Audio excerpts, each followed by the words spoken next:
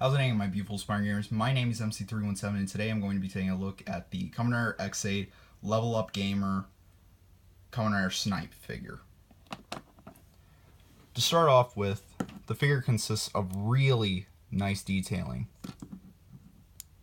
Snipe looks almost perfect to the show model. I'd even argue it looks better than the SH figure arts, but I don't have the SH figure arts since it's way out of my budget. And the reason there is this head here is because it's for the gimmick, and I can't show off the gimmick because I need to buy the first level up rider, that being X8, who comes with the level 1 body to put Kamen Snipe in to make him look like he's level 1. Because in the show of Kamen X8, all the riders are more or less video games if they were heroes, or more or less suit actors, I guess. The detailing on the belt is really nice. I can't show it very well, unfortunately, but you can kind of see it. It says Gamer Driver on this panel here, and unfortunately mine's chipped off here for some reason. No idea why this is, but mine for some reason just randomly chipped off one day in this area. There hasn't been any chipping since, but it's still alright, I guess. The gamer driver itself is actually really nicely sculpted and decently detailed. It's got the right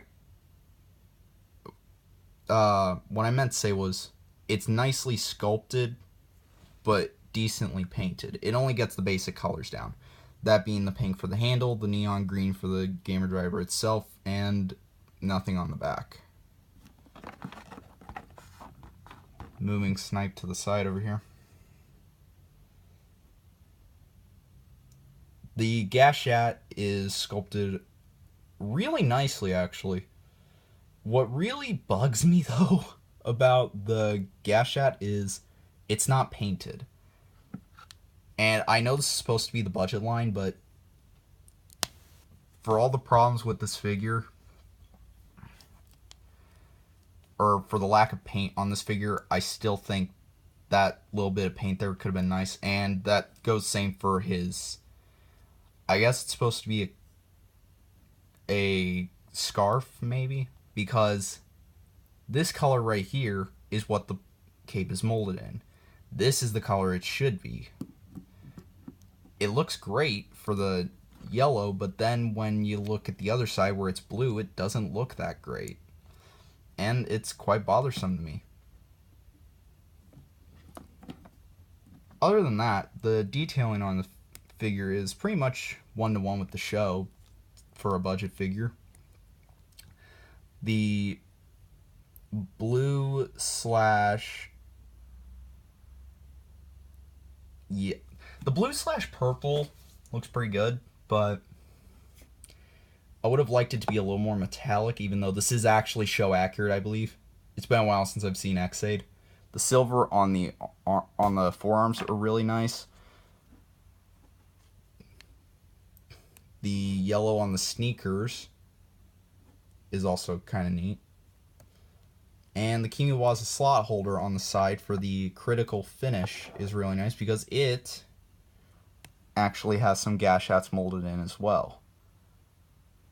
These are probably for level 3 and level 50. No, it couldn't be 50. Maybe just 2 different level 3 Gashats, or maybe they're X8s Gashats. I don't really know.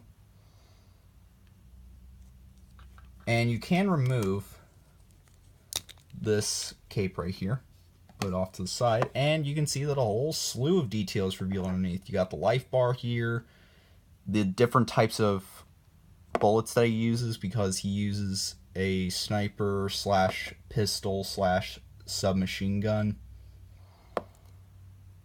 You got the Xbox controller buttons right here, nicely painted and sculpted.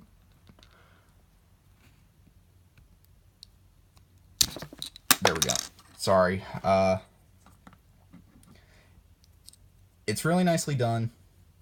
It's a good use of clear plastic for what it does.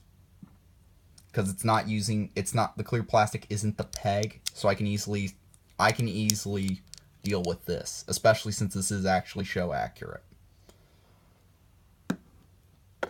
The hair is movable, and that's for another part of the gimmick of this line that I don't know if I will actually get or not. I plan to, but not right now.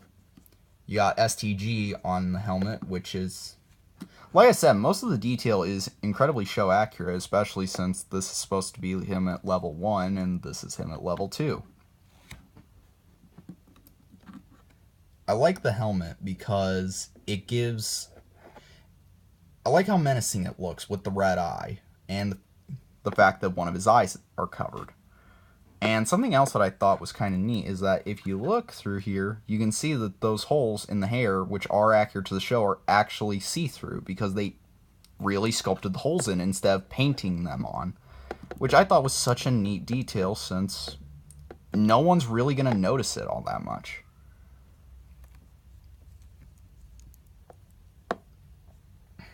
Like I said, I can't show the gimmick for this figure, unfortunately, since I don't have the right pieces for it, and I don't want to pay the aftermarket price for Xaid. We'll go into articulation and then go into accessories. For articulation, Snipe consists of a ball joint in the head that only moves left and right a little bit due to the color hindering his movement. It looks up and down pretty decent amount, and doesn't really tilt side to side. Shoulders move out to a really good amount. They move down. Full 360. Bend and swivel at the elbow.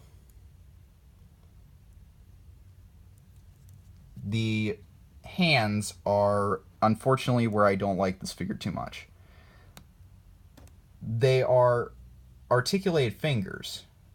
And even if they were individually articulated fingers, I still wouldn't like this very much, and I'll get into why later. The rotation on the wrist is very odd because it's more like a detent, like they made the peg a hexagon and made the peg hole in here a softly sculpted hexagon, and I don't like it. It does not feel right. It constantly feels like I'm about to break the figure because mine's so tight. The legs go up a decent amount, especially with the Kimiwaza slot holder on the side. They go forward, back. Double joint knee due to the transformation for the gimmick, but I don't have the gimmick, so this is how far it's supposed to go, and this is how far it goes for the transformation. Thigh swivel. The feet are on a ball joint, which moves in all sorts of directions. And there's a waist swivel. I forgot about that. And these peg holes on the side are also for the later version of the gimmick. So, it's a really hard gimmick to explain if you haven't seen Xaid. So, that's really all I can say. The cape pegs in with two sections. One that goes into the collar here, and one that pegs directly into the shoulder. And this pegs on both sides. I thought at first the cape would hinder the movement really badly or make me worried that the pegs were going to rip because they're sort of a soft plastic. I haven't really gotten that much of a fear of it since I haven't really had any poses where I feel like it's going to ruin it. For accessories, Snipe only comes with two accessories. That being the Gashikon Magnum in Magnum/submachine gun mode, and the Gashikon Magnum in Sniper mode. The Sniper mode is really cool because they did sculpt the scope that he uses. It's not very good. It's not nicely sculpted, but it is cool that it's there. There is the flame effect that is supposed to be there. It's supposed to look like a revolver now that I see it on this side, since If we bring in the pistol version, yeah, there's the chamber there for like it was a revolver. The A and B buttons are sculpted really nicely, and the part where he would insert the gas shots is loosely sculpted, but still there. Now, the problem with him having articulated fingers is that he cannot grip these weapons very well.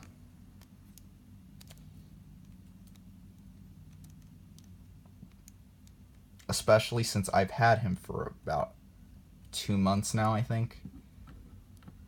I mean, he grips them fine now, but if you shake him, he just lets go of it easily. I found out he holds the Sniper better because it's supposed to be gripped with 2 hands, so I could at least try to not put too much on the joint for the Sniper, since you can easily bring his arm across and have him holding it with 2 hands. It's not how he held it in the show necessarily. He held it more like this, but it's still cool. For size comparisons, here he is next to the SH Figuarts Heracus and Masterpiece Wheeljack.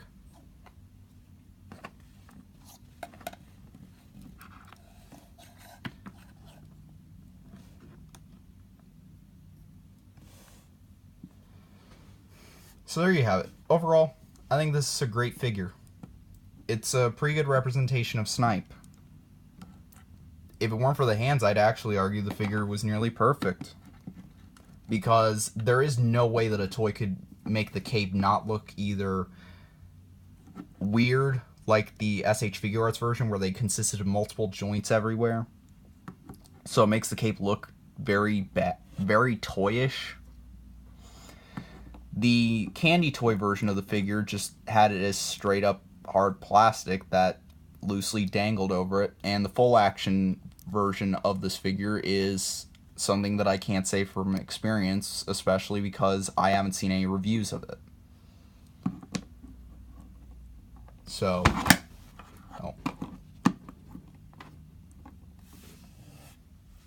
so that's it.